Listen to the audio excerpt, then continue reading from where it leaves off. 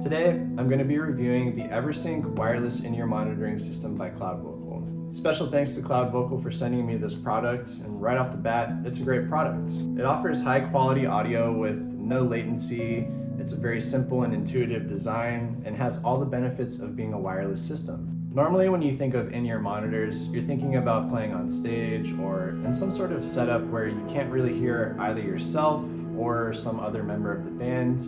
But today I'm going to show you how I use it in my simple bedroom style setup and how it really helps with the actual video shooting itself.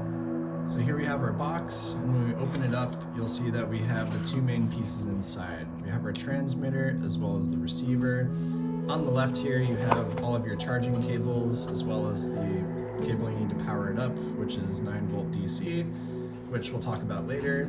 You get your USB-C as well as different charging plugs for different outlets depending on where you are in the world. So it's really nice of them to send all that together. But like I said though, we have our two main pieces in here, which we're going to be focusing on today.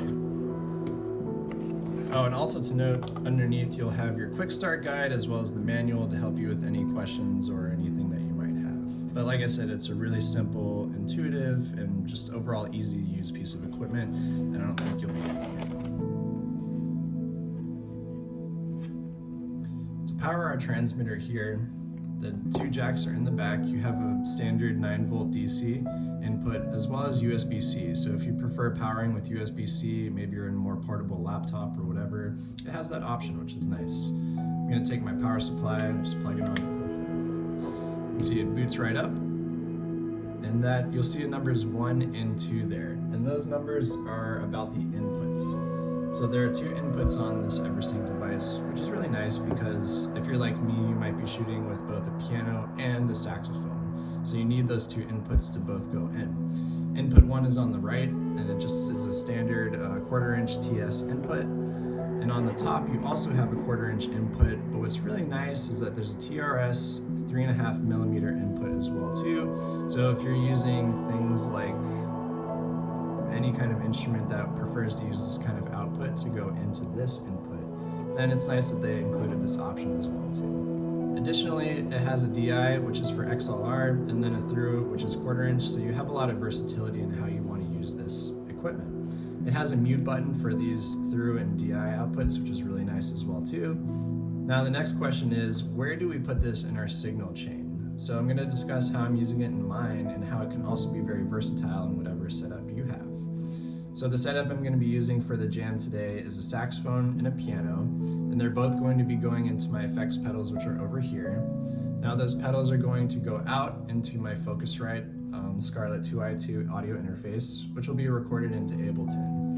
And so where does this actually plug in? Well, obviously you're going to want to do it after the effects because you want to be able to hear all that going in. So the reason I plugged my effects into the Scarlett Focusrite is because I'm in my bedroom style setup, I want to record it, and this is the best method to do that. Now what I can do is the Scarlett, the audio interface here, has outputs, and the outputs are in stereo, so by these two stereo cables here, and then it will send out through that 3.5mm jack, which is just going to plug right into that input too. And already you can see that there was some buzz. It picked up an audio signal coming from there. So now I'll just plug this into the back.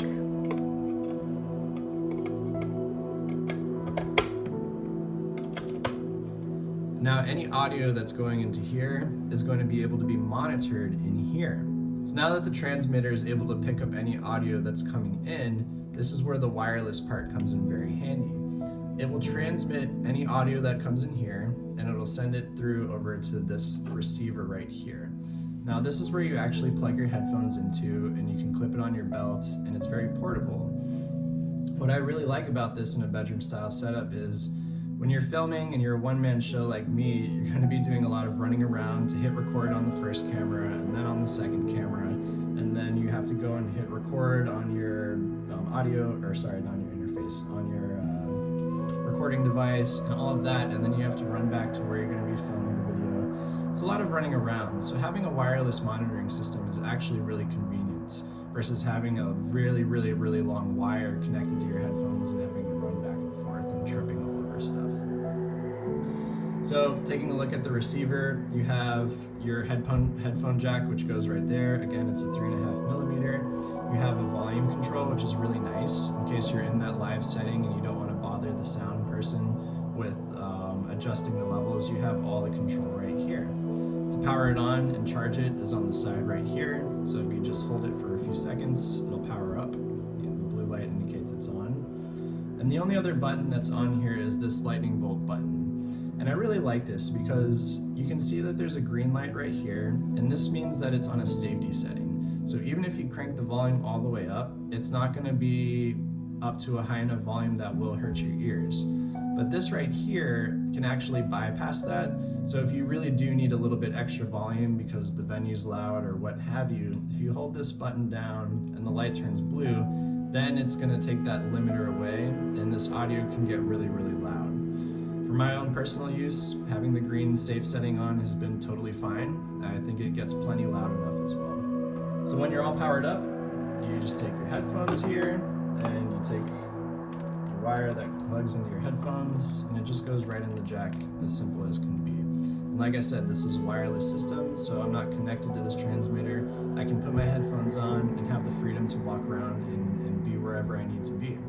Like I said in the beginning of this review, the quality of the audio is really good. It comes out just as clean as it would in the interface. There's no latency, which is always the biggest worry with wireless receivers of any kind, is there going to be any lag or latency? This has nothing that I was able to detect. And like I said, it's a really simple and intuitive use. When you're plugging it in and turning it on, you can adjust the level of the transmitter as well. So if I click audio, and audio 1 is nothing in there, but input 2, you have a volume control knob, so you have that extra set of gain staging, if you will. Once you pick your number, you can just click it to set it, and you're good to go. Really, really simple use. When I turned it on right away, I didn't have to try and pair it. That's what this radio button is for. So if you do have any trouble pairing it, the manual is really simple and easy to use, and you should get up and running in no time. The only feedback I might have is that this does not transmit in stereo, so whatever goes into this receiver is not in stereo. It comes out to mono. Now, if you're playing live in that kind of setting, you don't really care, right? You don't need stereo effects, you don't need any of that. It's not a big deal whatsoever. In my bedroom setup, I have stereo pedals like the Mood over here, and I really prefer to have a stereo monitoring system. So maybe in the future in a version 2 or something, they could maybe transmit in stereo, but again, not the biggest loss.